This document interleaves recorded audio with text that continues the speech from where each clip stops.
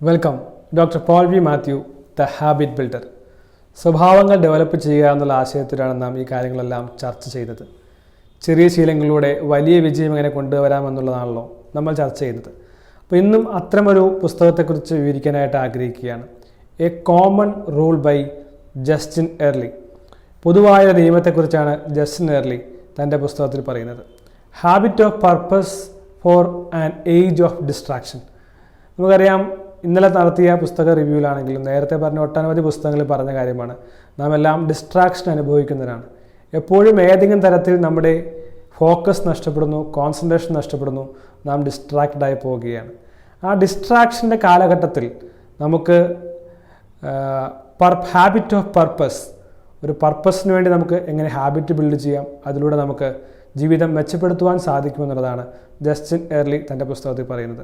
ഈ പുസ്തകം യഥാർത്ഥത്തിൽ ഒരു ക്രിസ്ത്യൻ ബാക്ക്ഗ്രൗണ്ട് ഉള്ള പുസ്തകമാണെങ്കിലും ദ പവർ ഓഫ് ഹാബിറ്റ് എന്ന പുസ്തകവുമായി വളരെയധികം സാമ്യമുണ്ട് എന്നുള്ളത് എടുത്തു പറയേണ്ടതാണ്.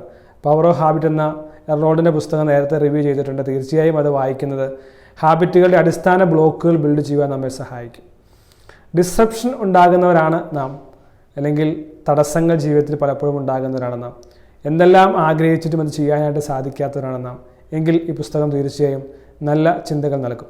ഒരു ക്രിസ്ത്യൻ പശ്ചാത്തലത്തിലാണ് ഈ പുസ്തകം എഴുതുന്നതെങ്കിലും അത് തീർച്ചയായും നമുക്ക് ഡെയിലി ലൈഫിൽ റിലേറ്റ് ചെയ്യുവാനായിട്ട് സാധിക്കും. പ്രധാനമായും 8 ഹാബിറ്റുകളാണ് ഏർലി ഈ പുസ്തകത്തിൽ പറയുന്നത്. അതിൽ 4 ഹാബിറ്റുകൾ വീക്ക്ലി ചെയ്യാനും ബാക്കി 4 ഹാബിറ്റുകൾ ഡെയിലി ചെയ്യാനുമായിട്ടുള്ള രീതിയിലാണ് പുസ്തകത്തിൽ പരാമർശിക്കുന്നത്. വളരെ മനോഹരമായ പുസ്തകം വായിച്ചു പോകുവാൻ സാധിക്കും. ഈവൻ ക്രിസ്ത്യൻ പശ്ചാത്തലമാണ് എങ്കിലും, ജീസസ് ക്രൈസ്റ്റിൻ്റെ പശ്ചാത്തലമാണ് അല്ലെങ്കിൽ വിശുദ്ധ ബൈബിളിൻ്റെ പശ്ചാത്തലത്തിലാണ് പറയുന്നതെങ്കിലും ദൈവവുമായി ബന്ധപ്പെട്ടതാണ് ഈ പുസ്തകത്തിലെ ഒരു ഭാഗമെങ്കിലും അത് നമുക്ക് സ്വന്തമായി റിലേറ്റ് ചെയ്യുവാനും കസ്റ്റമൈസ് ചെയ്യുവാനും സാധിക്കുമെന്നുള്ളത് എടുത്തു പറയേണ്ടതാണ്. അപ്പോൾ 8 ഹാബിറ്റുകൾ ഏതാണെന്ന് പറയുന്നതിന് മുമ്പ് ഈ 8 ഹാബിറ്റുകൾ എങ്ങനെയാണ് ഡിസൈൻ ചെയ്തിരിക്കുന്നതെന്ന് കൂടി മനസ്സിലാക്കേണ്ടത് ആവശ്യമാണ്. 1 എംബ്രേസ്, 2 റെസിസ്റ്റ്. എംബ്രേസ് എന്ന് പറഞ്ഞാൽ നമുക്കറിയാൻ സാധിക്കും സ്വീകരിക്കുക അല്ലെങ്കിൽ ആലിംഗനം ചെയ്യുക.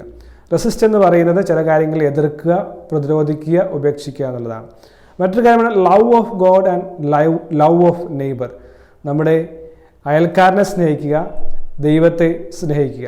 അപ്പോൾ ദൈവം എന്നുള്ള ആശയം നമുക്ക് എങ്ങനെ വേണമെങ്കിലും ചിന്തിക്കാം. ശക്തിയായിട്ടോ അല്ലെങ്കിൽ ബലമായിട്ടോ യൂണിവേഴ്സായിട്ടോ ഒക്കെ നമുക്ക് ചിന്തിക്കുവാൻ സാധിക്കും. അപ്പോൾ റെസിസ്റ്റൻസ്, എംബ്രേസ്, ലവ്. ദൈവത്തെയും സ്നേഹിക്കുക, മനുഷ്യരെയും സ്നേഹിക്കുക. അപ്പോൾ ഓരോ ഹാബിറ്റുകൾ നാം മനസ്സിലാക്കുമ്പോൾ നമുക്ക് അറിയുവാൻ സാധിക്കും ഈ ഹാബിറ്റുകൾക്കെല്ലാം ഈ 4 തലങ്ങളിൽ ഏതെങ്കിലും ഒരു തലമുണ്ട് എന്ന് അറിയുവാൻ സാധിക്കും. ഈ പുസ്തകത്തിൽ അങ്ങനെയാണ് പരാമർശിച്ചു പോകുന്നത്. ഈ 8 ഹാബിറ്റുകളെ കുറിച്ച് പറയുമ്പോഴും ഈ 8 ഹാബിറ്റുകൾ ഈ 4 തലത്തിൽ ഏത് തലമാണെന്നും ആ 4 തലങ്ങൾ എങ്ങനെ കണക്ട് ചെയ്തിരിക്കുന്നു എന്നുള്ളതാണ് മനസ്സിലാക്കുവാൻ സാധിക്കുന്നത്. ഒട്ടും ബോറിംഗ് ഇല്ലാത്തൊരു പുസ്തകം തന്നെയാണ്. നമ്മുടെ ദൈനംദിന ജീവിതവുമായി തീർച്ചയായും കണക്ട് ചെയ്യുവാനായിട്ട് സാധിക്കും. ഇപ്പോൾ ഡെയിലി ഹാബിറ്റ്സ് നമുക്ക് ഒന്ന് എടുത്തു നോക്കാം. ഒന്നാമത് 3 നേരം മുട്ടിലിരുന്ന് പ്രാർത്ഥിക്കുക എന്നുള്ളതാണ് ഈ പുസ്തകത്തിൽ പറയുന്നത്. Kneeling in prayer four 3 times, morning, evening, night.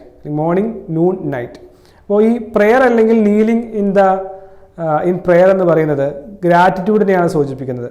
അത് ദൈവത്തോടുള്ള നന്ദിയെ വേണമെങ്കിൽ നമുക്ക് സൂചിപ്പിക്കുവാൻ സാധിക്കും. അതല്ലെങ്കിൽ എന്ത് വേണമെങ്കിലും ആകാം. നമുക്ക് ജീവിതത്തിൽ ലഭിച്ച നന്മകൾക്ക് വേണ്ടി നാം ഗ്രാറ്റിറ്റ്യൂഡ് ഉള്ളവരാകുവാനായി ആണ് ആ സന്ദർഭത്തിൽ നമ്മെ ഉത്ബോധിപ്പിക്കുന്നത്. രണ്ടാമത് 1 മീൽ വിത്ത് അതേഴ്സ്. ഒരു ഷെയറിംഗ് മനോഭാവമാണ്. ഒരു നേരത്തെ ഭക്ഷണം മറ്റുള്ളവരുമായി ചേർന്ന് പങ്കിടുക. മൂന്നാമത്തെ കാര്യമാണ് 1 hour without phone a day. Mobile phone ഇല്ലാതെ അല്ലെങ്കിൽ ഇൻ്റർനെറ്റ് ഇല്ലാതെ, ഫോൺ ഇല്ലാതെ ഒരു ദിവസം നമുക്ക് 1 മണിക്കൂർ ദിവസത്തിൽ സ്പെൻഡ് ചെയ്യാനായിട്ട് സാധിക്കും. ഇതെല്ലാം കണക്റ്റഡ് ആണ് എന്ന് ഓർത്തിരിക്കുക. ഈ 1 മണിക്കൂർ ഒരു ഫോൺ ഉപയോഗിക്കാതെ ഇരിക്കുമ്പോൾ നമുക്ക് തീർച്ചയായും നമ്മുടെ നൈബറുമായി കണക്ട് ചെയ്യാൻ സാധിക്കും, അല്ലെങ്കിൽ നമ്മുടെ സുഹൃത്തുമായി കണക്ട് ചെയ്യുവാൻ സാധിക്കും. ഈ ഫോണിനെ റെസിസ്റ്റ് ചെയ്യുന്നതൊപ്പം തന്നെ നമുക്ക് സ്നേഹത്തെ എംബ്രേസ് ചെയ്യുവാൻ സാധിക്കും. ഇങ്ങനെയാണ് ഇതിൻ്റെ കണക്ഷൻ പോകുന്നത്. നാലാമത്തെ ഡെയിലി ഹാബിറ്റ്സ് ആണ് read a scripture before you use mobile. രാവിലെ എഴുന്നേൽക്കുമ്പോൾ തന്നെ സ്ക്രിപ്ചർ വായിക്കുക. അത് വേദപുസ്തകമാകാം, അല്ലെങ്കിൽ റിലീജിയസ് ടെക്സ്റ്റ് ആകാം, പോസിറ്റീവായിട്ടുള്ള മോട്ടിവേഷൻ ആകുന്ന പുസ്തകങ്ങളാകാം. So read a scripture before you use mobile phone every day. അപ്പോൾ ഇതാണ് ഡെയിലി ഹാബിറ്റ്സ് പറയുന്നത്.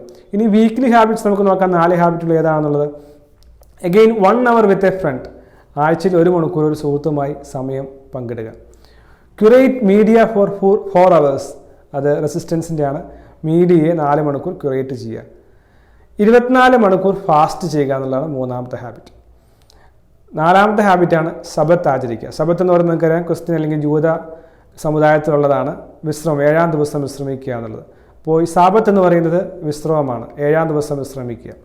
ഇതെല്ലാം റെസിസ്റ്റൻസിൻ്റെ പാർട്ടും ഒപ്പം തന്നെ എംബ്രേസ് ചെയ്യുന്ന അല്ലെങ്കിൽ ആലിംഗനം ചെയ്യുന്നതിൻ്റെ പാർട്ടും ദൈവത്തെ സ്നേഹിക്കുകയും മനുഷ്യരെ സ്നേഹിക്കുകയും ചെയ്യുന്ന ഒരു പാർട്ടാണ്. അപ്പോൾ പവർ ഓഫ് ഹാബിറ്റ് എന്ന് പറയുന്നത് ഈ ഹാബിറ്റുകൾ നമ്മുടെ ജീവിതത്തിൽ വലിയ ശക്തി കൊണ്ടുവരുന്നു, അതിന് വലിയ മാറ്റം കൊണ്ടുവരുവാൻ സാധിക്കും. ഹാബിറ്റുകളാണ് നമ്മുടെ ജീവിതത്തെ കൺട്രോൾ ചെയ്യേണ്ടത്. അപ്പോൾ ഈ ഒരു ആശയത്തിലാണ് ഈ പുസ്തകം മുന്നോട്ട് പോകുന്നത്. തീർച്ചയായും ഈ പുസ്തകം നമുക്ക് വായിക്കുകയാണെങ്കിൽ വലിയ മാറ്റം കൊണ്ടുവരാൻ നമുക്ക് സാധിക്കുമെന്നുള്ള കാര്യത്തിൽ സംശയം വേണ്ട. നിങ്ങളുടെ ജീവിതത്തിൽ ഈ പുസ്തകം വലിയ മാറ്റം കൊണ്ടുവരുവാൻ സാധിക്കട്ടെ. All the best.